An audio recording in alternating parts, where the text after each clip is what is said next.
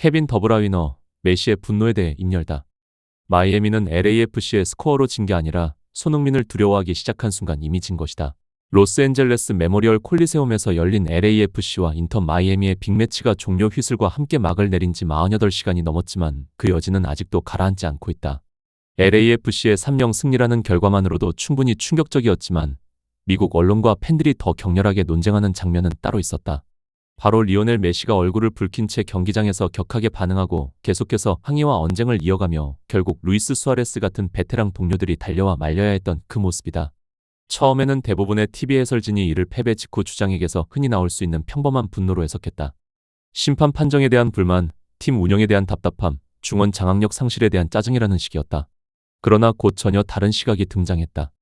훨씬 냉정하고 더 깊고 더 잔혹한 시각이었다. 그 관점을 내놓은 인물은 바르셀로나 출신의 레전드도 메시의 전 동료도 아니었다. 바로 케빈 더브라위너였다. 현대 축구 최고의 전술적 두뇌 중 한 명이자 지난 수년간 유럽 전체가 리듬과 공간의 건축가라고 불러온 미드필더였다. 경기 후 한 분석 대화에서 더브라위너는 스튜디오 전체를 침묵하게 만드는 진단을 내놨다. 인터 마이애미는 LAFC의 단지 전술 때문에 진 것이 아닙니다. 그들은 의사결정의 속도에서 졌어요. 그리고 그건 상대가 공을 먼저 보는 게 아니라 먼저 손흥민이라는 이름을 보게 되는 순간 일어납니다. 이건 더 이상 평범한 코멘트가 아니었다. 최고 수준의 무대에서 벌어지는 심리전을 해부한 일종의 엘리트급 전술 심리 진단이었다. 더브라위너는 먼저 메시의 분노를 해석하는 데서 출발했다. 오직 팀 전체를 어깨에 짊어져 본 리더들만 이해할 수 있는 방식이었다. 그의 분석에 따르면 메시 같은 선수는 단순히 0-3으로 졌다고 해서 그렇게 폭발하지 않는다. 메시는 커리어 내내 너무 많은 패배를 경험했고 한 경기 졌다고 평정심을 잃는 타입으로 설명할 수 있는 선수가 아니다. 더브라위너가 보기에 메시를 폭발하게 만든 건 리더만이 감지할 수 있는 아주 특유의 감각이었다. 자기 팀이 경기장 위에서 경쟁 본능을 잃어가고 있다는 감각 말이다. 상대가 더 잘한 날은 받아들일 수 있습니다. 더브라위너는 이렇게 말했다. 하지만 정말 견디기 힘든 건 동료들이 점점 조심스럽게만 플레이하고 우리가 이길 수 있다는 믿음으로 뛰지 않는 느낌을 받는 순간이죠. 큰 팀에게 그게야말로 가장 무서운 신호입니다. 그는 이어서 손흥민이 마이애미 수비진에게 만들어낸 것을 의사결정 왜곡 효과라고 부르며 설명을 깊게 가져갔다. 그의 말에 따르면 문제의 핵심은 손흥민이 얼마나 많이 드리블했는지, 얼마나 빨랐는지, 얼마나 위협적인 슈팅을 날렸는지가 아니다. 진짜 문제는 손흥민이 정확한 구역에서 정확한 자세로 공을 받는 순간 마이애미 수비 시스템 전체가 곧바로 행동 방식을 바꿔버렸다는 점이다. 더브라위너는 이를 매우 구체적으로 묘사했다. 손흥민이 왼쪽 하프 스페이스, 특히 페널티 박스 바깥쪽 가장자리에서 공을 받을 때 안으로 접고 들어가 먼 포스트를 향해 가마차기를 시도할 수 있는 그 구역 마이애미 수비수들은 마치 1급 비상 상황을 맞은 것처럼 반응했다는 것이다. 너무 빨리 안으로 좁히고 너무 강하게 수축하며 원래 조직되어 있던 수비 블록의 형태를 버려버렸다. 그리고 바로 그 미세한 공황 반응이 다음 레이어의 공간을 열어버렸다. 그건 전형적인 실수입니다. 더브라위너는 분석했다. 당신은 슈퍼스타의 한 방을 막는다고 생각하지만 실제로는 자기 구조를 부수고 있는 거죠. 이에서 세 명이 한 이름에 동시에 끌려가면 다른 누군가는 풀려납니다. 그리고 이 레벨에서는 반박자면 충분히 응징당해요. 더브라위너를 특히 감탄하게 만든 건 손흥민이 1대1에서 계속 이겼다는 사실 자체가 아니었다. 오히려 그는 손흥민이 상대의 두려움을 읽어내는 방식에 주목했다. 고개를 드는 타이밍, 시선 스캐닝, 템포를 한 박자 늦추는 선택, 바로 치고 나가지 않고 공을 한 박자 더 두는 침착함. 더브라위너는 이것이 단순히 볼을 다루는 선수의 징후가 아니라 수비 집단의 반응 자체를 조종하는 선수의 징후라고 봤다. 최고의 선수들이 항상 볼을 가장 많이 만지는 건 아닙니다. 그는 말했다. 그들은 상대가 뭔가가 곧 일어날 것이라고 믿게 만들어요. 그리고 상대가 그렇게 믿는 순간 상황은 이미 그 선수에게 통제된 겁니다. 즉, 더브라위너의 시각에서 마이애미는 단지 손흥민의 스피드나 기술에 당한 게 아니었다. 그들은 손흥민의 전술적 명성에 패배했다. 손흥민이 아직 결정적 행동을 하지도 않았는데 수비수들이 그 이름의 반응에 과잉 대응을 해버리게 만드는 흰말이다. 그것은 일종의 그림자를 수비하는 상태였고 그림자를 수비하는 순간 팀은 구조를 수비하는 능력을 잃는다. 그리고 그때부터 실점의 문은 스스로 열리기 시작한다. 그러나 더브라위너의 분석에서 가장 소름 끼치는 대목은 경기 후 심리에 대한 부분이었다. 바로 그 지점에서 메시의 분노가 비로소 올바른 맥락 안에 놓인다. 더브라위너에 따르면 이런 유형의 패배에서 가장 큰 문제는 세 골을 먹었다는 사실 그 자체가 아니다. 더 중요한 것은 그 패배가 라커룸에 남기는 감정의 잔향이다. 큰 팀이라면 질 수도 있다. 그러나 경기장을 떠날 때는 되갚아주고 싶다. 당장 수정하고 싶다. 다음 경기에서 증명하고 싶다. 는 감정이 남아야 한다. 만약 패배 뒤에 남는 지배적 감정이 상대에 대한 감탄과 경외라면 그것은 매우 위험한 신호다. 그리고 바로 이 지점에서 더브라위너는 경기 후 뒷이야기로 강하게 퍼지고 있는 디테일을 언급했다. 인터 마이애미의 한 수비수가 경기 후 손흥민에게 다가가 유니폼 교환을 요청했고 손흥민은 그것을 차분하고 예의 바르게 존중 어린 태도로 받아들였다는 이야기였다. 더브라위너는 그 행동 자체를 스포츠맨십의 관점에서 잘못이라고 보지 않았다.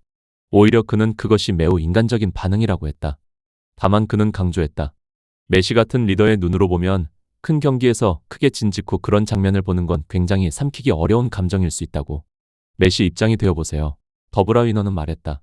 큰 경기에서 0-3으로 졌고 지금 라커룸에 불을 살려야 하는 상황입니다. 그런데 상대는 당신을 꺾은 뒤에도 당신 팀 선수들에게 더 큰 경외심을 남기고 있어요. 그 순간 당신은 단순히 한 경기를 진 게 아닙니다.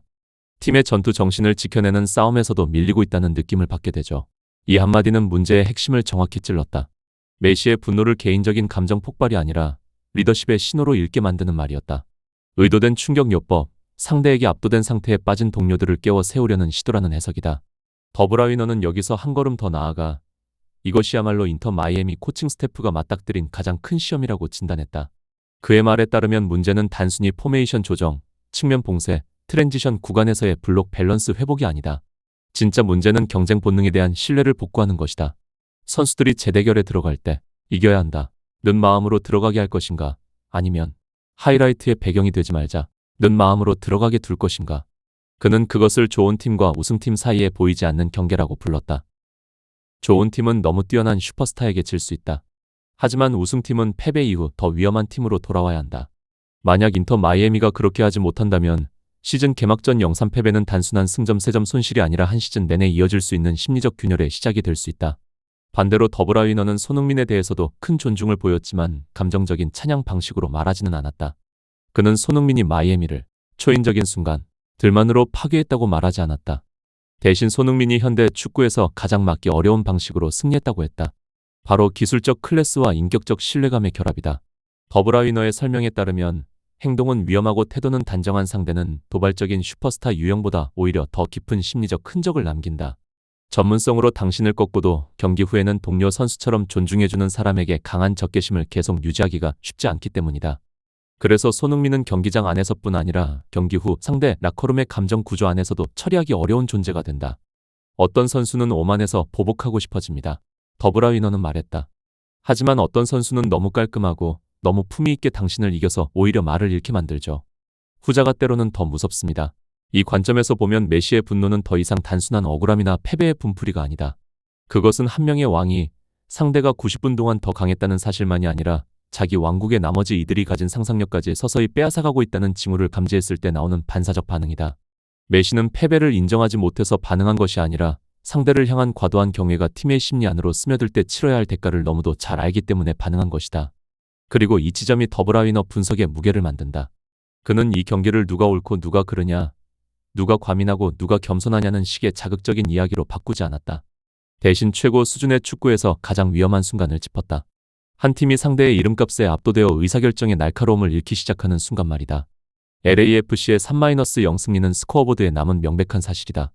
그러나 더브라위너의 시각에서 보면 인터 마이애미가 그날 잃은 것은 3골 이상이었을지도 모른다. 어쩌면 그들은 개막전 한 경기에서 챔피언의 본능 일부를 함께 잃었을 수도 있다. 시즌은 여전히 길다. 34라운드는 실수를 고치고 구조를 다시 세우고 돌아오기엔 충분한 시간이다. 그러나 로스앤젤레스에서 보낸 그 밤 이후 인터 마이애미가 던져야 할 가장 큰 질문은 더 이상 어떻게 손흥민을 막을 것인가? 가 아니다. 더 근본적인 질문이다. 두려움 없이, 과도한 경외 없이, 그리고 우리가 누구였는지를 기억한 채 재대결에 들어가려면 어떻게 해야 하는가? 더브라위너는 이런 순간들이 보통 즉각적인 폭발을 일으키기보다 훈련장과 경기 속 작은 장면들 속에서 오래 남는 잔진동 같은 형태로 퍼져나간다고 본다. 심리적으로 충격을 받은 팀은 다음날 바로 무너지지 않는다. 여전히 뛰고, 여전히 경기하고, 겉으로는 구조도 유지한다. 하지만 더 깊은 층위에서는 아주 작고 위험한 질문들이 생기기 시작한다. 내가 너무 바짝 붙으면 손흥민이 등 뒤로 빠져나가겠지? 내가 안으로 접어들어가는 걸 안 막으면 가마차기 맞지 않을까? 내가 파울이라도 하면 그 장면이 느린 화면으로 계속 돌아가면서 내가 희화화되겠지? 바로 이런 질문들이 수비수의 반응을 반박자 늦춘다. 그리고 이 레벨에서는 그 반박자가 평범한 상황을 실점 장면으로 바꾸기에 충분하다. 그는 인터 마이애미의 문제가 전력 부족이 아니라고 강조한다. 이 팀에는 최고 수준에서 싸워본 선수들이 너무 많고 무슨 일이 벌어졌는지 이해하지 못할 만큼 경험이 부족하지도 않다. 다만 이해하는 것과 집착처럼 남은 공포를 걷어내는 것은 전혀 다른 문제다. 비디오 미팅 한 번으로 해결할 수 있는 문제가 아닙니다. 더브라위너는 아주 차분하게 말했다. 선수들에게 통제감을 다시 만들어줘야 해요. 상대가 위험 구역에서 공을 잡았을 때 내가 정확히 무엇을 해야 하는지 알고 그 선택이 효과적일 거라고 믿는 감각 말입니다. 즉, 인터 마이애미가 회복해야 하는 것은 전술 시스템만이 아니다. 그 시스템을 신뢰하는 마음까지 함께 복구해야 한다는 뜻이다. 만약 그들이 그 질문에 답해낸다면 이번 패배는 시즌 초반에 한번 미끄러진 장면으로 끝날 것이다. 그러나 그렇지 못하다면 더브라위너가 암시하듯 이 경기는 어쩌면 왕자가 안쪽에서부터 흔들리기 시작한 순간으로 기록될지도 모른다.